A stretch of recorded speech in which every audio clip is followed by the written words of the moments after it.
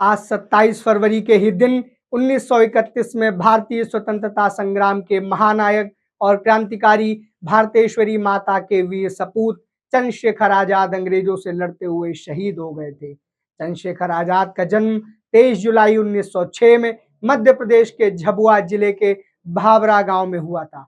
उनका असली नाम चंद्रशेखर तिवारी था। चंद्रशेखर आजाद ने अपना पूरा जीवन देश के लिए कुर्बान कर दिया और आजाद रहने के लिए जैसा उन्होंने संकल्प लिया था वह आखिरी सांस तक निभाया। आजाद के भीतर साहस कूट कूट कर भरा था। उन्होंने अपने कारनामों से अंग्रेजों के छक्के छुड़ा दिए थे। चंद्रशेखर आजाद ने बेहद कम उम्र में ही राष्ट्र के लिए अपने योगदान और बलिदान का रास्ता चुना था।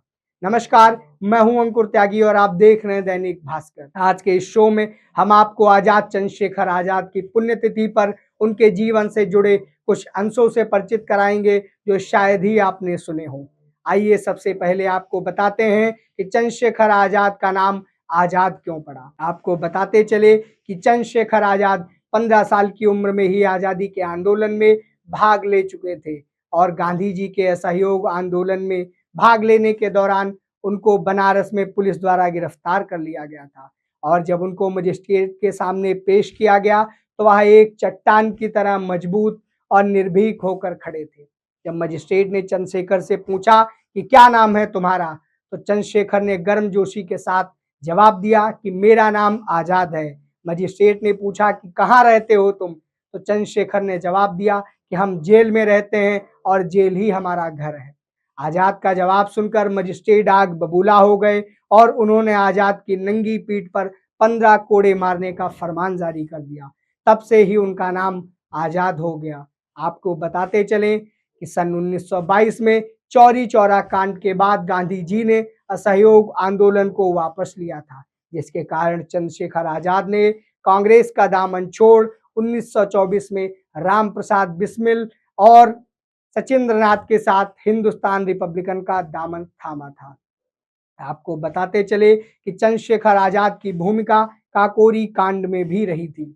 आजाद ने हिंदुस्तान एसोसिएशन से जुड़ने के बाद राम प्रसाद बिस्मिल के नेतृत्व में पहली बार सक्रिय रूप से 1925 में काकोरी कांड में भूमिका निभाई और सन 1927 में अंग्रेजी पुलिस अफसर सॉन्डर्स की गोली मारकर हत्या कर लाला लाजपत राय की मौत का बदला लिया।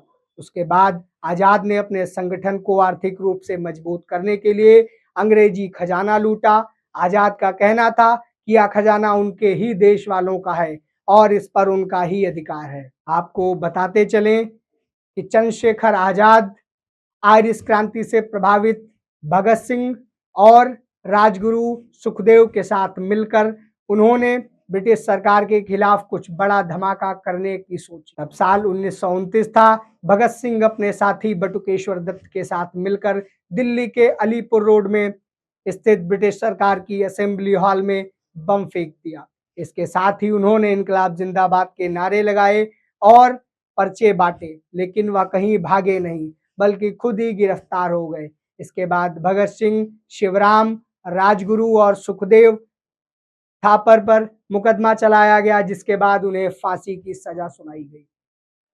चंद्रशेखर आजाद का अंतिम दिन 27 फरवरी 1931 को आया। उस दिन इलाहाबाद के एलिफेंट पार्क में, जो अब चंद्रशेखर आजाद पार्क के नाम से जाना जाता है, वहां चंद्रशेखर आजाद पुलिस द्वारा घेर लिए गए थे। पुलिस ने उन्हें पकड़ने के लिए कई दिनों से जाल बिछाया था और अंततः आजाद उस जाल में फंस गए और पुलिस ने उनको घेर लिया।